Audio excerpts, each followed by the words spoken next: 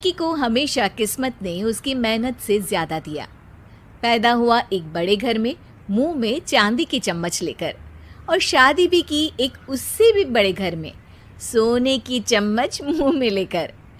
उसे मेहनत करने का शौक नहीं था। एक शौक था, वो भी घटिया शायरी करने का। उसकी हर बात शायराना ही होती थी। जैसे कि एक दिन, दूर से देखा तो चांद पे दाग था, दूर से देखा तो चांद पे दाग था, पास से देखा साबुन का छाग था। ठोको ताली। अरे ऐसी शायरी करोगे तो ताली तो पता नहीं, कोई तुमको ही ठोक देगा। शायरी वो बिल्ली है जो किसी का भी रास्ता रोक दे, और क्या मैं किल हूं जो कोई मुझे ठोक दे। मुझे तो आपसे बात ही नहीं करनी। मैं निकला था गाड़ी लेके, लेकिन दौड़ के जा रहा हूँ। मेरी शायरी कोई नहीं सुनता, मैं घर छोड़ के जा रहा हूँ। धीरे बोलिए जी, मम्मी पापा को पता चल जाएगा तो तुमको सच में तुम्हारे मायके भेज देंगे। सस्ते साबुन से मेरी कॉलर चमकी नहीं, सच में चला जाऊंगा, मेरी बात कोई धमकी नहीं। अगर शायरी ही सुनानी है तो सुनाओ, लेकिन कोई काम धंधा भी तो करो। मेरे पिताजी के पास बहुत पैसा है, तो घर जमाई बन के खा रहे हो, और कल जा रहे हो ना अपने मायके, तो आज ही चले जाओ मेरी बला से। हमें तो अपनों ने लूटा, गैरों में कहाँ दम था हमें। अरे चुप हो जाओ, तुमको मिर्जा गालिब की कसम। अरे जाना है तो जाओ, लेकिन पहले मेरे मम्मी पापा से मिलकर जाओ, वरना वो क्या सोचेंगे। लेकिन विक्की अकेले ही अपनी कार लेकर अपने मायके यानी कि अपने खुद के घर पहुंच जाता है। अरे बेटा, तू अचानक, बहू कैसी है? अरे माँ, बहू तो बिल्कुल बदल गई है, मुर्गी हाथ से निकल गई है। अरे क्या हुआ बेटा? उसकी आती नहीं है, मेरी जाती नहीं है। मैं करता हूँ शायरी, उसे भाती नहीं है। मेरे पास उसका फोन आया था बेटा, सही कह रही है वो। तुमको काम करना चाहिए, तभी तो इज्जत मिलेगी। घर जमाई बनके सास ससुर के पैसों पर कब तक ऐश उड़ाते रहोगे? मेरी जिंदगी में हर तरफ से उंगली हो रही है, फोन पर मेरी चुगली हो रही है। अरे चुगली नहीं कर रही थी बहू, वो तेरा भला चाहती है बेटा। सूखे हुए कपड़े को भी गीला कह रहे हैं लोग, चुगली करने को मेरा भला कह रहे हैं लोग। ठोको ताली। ये सुन के माँ अपने हाथ से अपना सर पीट लेती है। अरे माँ, ताली की जगह माथा क्यों ठोक रही हो? बेटा तू ना आराम कर, तेरे पिताजी भी आने वाले हैं, खाना लगा देती हूँ। विक्की अपने घर भी दिन भर टीवी देखता है, तरह तरह का खाना खाता है, दोपहर तक सोता है, चाय पीता है, वीडियो गेम खेलता है, बस काम करने नहीं जाता। घर में नौकर चाकर है तो बिस्तर से हिलने तक की जरूरत नहीं पड़ती। कई बार तो विक्की अपने नौकरों को बिठाकर शायरी सुनाता रहता। कब जाओगे बेटा? अरे कैसी बात कर रहे हैं डैडी, क्या आप मेरे फादर नहीं? आप मुझे भगाना चाहते हैं क्या? ये मेरा घर नहीं। अरे नहीं बेटा, तुम्हारा ही घर है। हम तो चाहते थे कि तुम यहीं रहो और मेरा काम आगे बढ़ाओ, लेकिन तुम ही चले गए घर जमाई बनने। अरे मेहनत तो गधे भी करते हैं, मैं अच्छी किस्मत लेके पैदा हुआ हूँ, मैं घर जमाई हूँ, ससुराल का फूल गेंदा हुआ हूँ। ठोको ताली। पिताजी और माँ सच में ताली बजा देते हैं। ऐसा पहली बार होता है जब विक्की की शायरी पर किसी ने ताली बजाई हो। अरे आप लोग सच में ताली बजा रहे हैं? हाँ हाँ बेटा, तुम्हारे ससुर का फोन आया था, बोला जब तक घर जमाई जी कोई काम ना करने लगे हमारे यहाँ मत भेजना। अब तू तो काम करने से रहा और तुझे रहना भी है हमारे घर में ही, करेगा भी शायरी ही। और बार बार ठोको ताली बोलेगा तो आदत डाल ही लेते हैं ताली ठोकने की। विकी उसी वक्त खड़ा होता है और बहुत गुस्से में सीधे ससुराल के लिए निकल जाता है। फिर से आ गए? लेकिन सुमन को देखते ही विकी पिघल जाता है। अब सुमन, आई एम सॉरी, आज से ना मैं सिर्फ शायरी ही नहीं बल्कि काम भी करूँगा। तुम अपने ऑफिस में बात कर लेना, कोई भी मेहनत का काम कर लूँगा। मैं घर जमाई बन के रहूँगा लेकिन काम करूँगा और इज्जत से रहूँगा। मतलब सिर्फ तुम नहीं आए हो, तुम्हारे साथ तुम्हें अकल भी आ गई है। मैं अपने कारखाने का मैनेजर बनाता हूँ तुमको, कल से मेरे साथ चलना वहाँ। थैंक यू ससुर जी। थैंक यू से काम नहीं चलेगा, एक शायरी सुनानी पड़ेगी। है जरूर। ससुर के पास पैसा होते भी मेहनत जिसको भाई है, वही सच्चा दामाद है, वही अच्छा घर जमाई है। ठोको ताली। सब विकी की शायरी पर ताली ठोक देते हैं।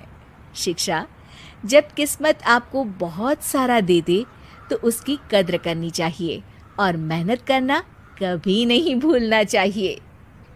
एक शाम प्राची टीवी पर सीरियल देख रही होती है, तभी उसकी सास वहां आती है। अरे सीरियल में तो ऐसे मग्न है जैसे आज रात का खाना पड़ोसी आकर बनाएंगे। मुझे पता ही नहीं था आपने अपने बेटे की शादी पड़ोस में भी की हुई है। हैं? मतलब?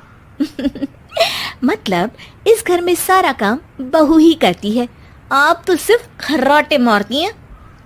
अच्छा जी, फिलहाल तो तुम आराम फरमा रही हो, चलो जाओ, ये मेरे टीवी देखने का समय है। आहा, इसीलिए मुझे भगाया जा रहा है।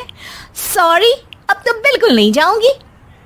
प्राची की इस बात पर दोनों सास बहू के बीच टीवी रिमोट के पीछे बच्चों जैसे छीना झपटी शुरू हो जाती है, जिसके बीच श्लोक भी काम से घर वापस आ जाता है। आज मेरी चूहे बिल्ली की जोड़ी किस बात पर झगड़ रही है? अरे तेरे बीवी मुझे टीवी ही नहीं देखने दे रही। अरे तुम्हारी मम्मी मुझे खाना बनाने के लिए फोर्स कर रही है। अरे वाह, ऐसे बेतुके रीजन पर तो बच्चे भी झगड़ा नहीं करते। अरे मुझे कुछ मत बोल, सब इसने ही शुरू किया है। हाँ, जैसे आप तो बहुत दूध की धूली है ना। अरे बस, दोनों चुप। प्राची जाओ, खाने की तैयारी करो, और माँ तुम छोड़ो, तुम्हें क्या बोलूं, शांति से अपना सीरियल देखो, मुझे दोबारा लड़ने की आवाज सुनाई नहीं देनी चाहिए। ऐसा बोलकर श्लोक वहां से चला जाता है, जिसके पीछे पीछे प्राची भी कुछ न कुछ बड़बड़ाते हुए रसोई में चली जाती है। हाँ, सासू जी को तो कुछ बोलेंगे ही नहीं, बस मुझ पर ही हुक्म चलता है, खाना बनाओ, जैसे मैं इनके घर में खाना बनाने के लिए आई हूँ। इसी तरह शाम बीतती है और रात को श्लोक और प्राची की सास खाना खाकर सोने चले जाते हैं, लेकिन प्राची गुस्से में कुछ खाए बिना काम में ही लगी रहती है। इस घर में किसी को घंटा फिक्र नहीं पड़ता, मैं खाऊं या भूखी रहूं। प्राची कुछ देर के लिए रसोई से बाहर जाती है और जैसे ही वापस आती है तो वहां दूध का भरा ग्लास देखकर हैरान रह जाती है। फिक्र पूरी है, बस दिखाना नहीं है। प्राची दूध पीकर सोने चली जाती है और अगली सुबह एक बार फिर सास बहू का कार्टून नेटवर्क स्टार्ट हो जाता है। ये तुमने ही किया है। अरे अजीब जबरदस्ती है, मैं बोल रही हूँ मैंने कुछ नहीं किया। दोनों ने मिलकर पूरे घर को पागल खाना बनाया हुआ है। यहाँ कोई नॉर्मल इंसान तो रह ही नहीं सकता, इसीलिए अब पड़ोसी क्या रिश्तेदार भी घर आने से कतराते हैं। और सुन बेटे, तू भी चंगा, तेरी माँ भी चंगी, तेरी बीवी भी चंगी, रिश्तेदार। हाँ जी, आपको नहीं पता क्या, गंगाधर ही शक्तिमान है, रिश्तेदार ही। हाँ, बस समझ गया। कभी जानवरों जैसे लड़ेंगी तो कभी जुगलबंदी करेंगी। भाई मैं आप दोनों के बीच में नहीं फंसना चाहता। सास बहू की इस मनमौजी जोड़ी से परेशान होकर श्लोक अपना सिर खुजलाता वहां से चला जाता है। चलो अब मैं भी कीर्तन में जा रही हूँ। इस पर जैसे ही सास कमरे में अपना पर्स लेने जाती है तो वहां नाश्ते की प्लेट रखी देख मुस्कुराने लगती है और नाश्ता करके घर से बाहर निकलते हुए कुछ पैसे टेबल पर रख जाती है। जिसके कुछ देर बाद सिलेंडर वाला घर आता है। ओ मोरी मैया, मैं सिलेंडर के बारे में तो बिल्कुल भूल ही गई थी। घर खर्च के सारे पैसे भी मम्मी के पास है और श्लोक से बोला तो उल्टा 4 बात सुनाएंगे।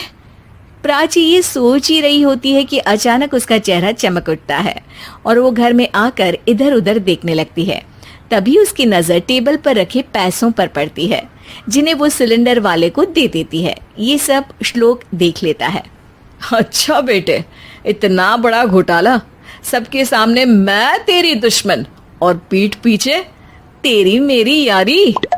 इस पर श्लोक एक प्लान बनाता है और शाम को सब एक साथ बैठे होने पर बोलने लगता है। माँ, तुम दोनों की बहुत लड़ाई होती है, इसलिए मैं सोच रहा हूँ कि प्राची को उसके घर छोड़ाऊं। इससे वो भी खुश रहेगी और तुम भी। अचानक श्लोक की ये बात सुनकर सास बहू शौक से उसकी तरफ देखती हैं। अरे ऐसे कैसे घर छोड़ाओगे? मुझे कहीं नहीं जाना। अरे तुमने बोला नहीं पर मैंने सुन लिया।